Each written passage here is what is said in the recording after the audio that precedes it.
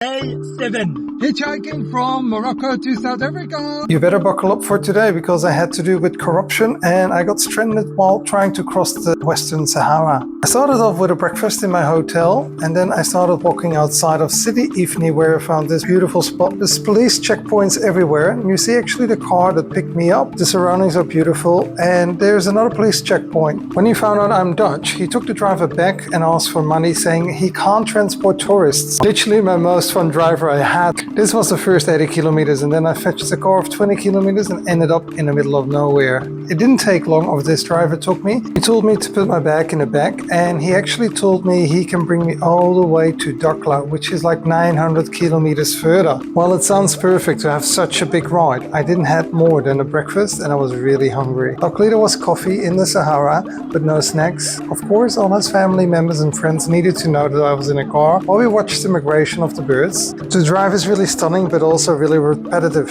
There are really small towns here and there, and this was a really nice road with big sand dunes. We couldn't really drive quick, but it was fine. It was time for a dinner now, and he knew a really nice place with nice seafood. As we are traveling along the coastline, it is fresh. It started to get dark, we needed to make some stops for work, and then suddenly we drove off the road, and I ended up in a tent, eating with 4 random guys who work for the same company who helped me up setting up the tent.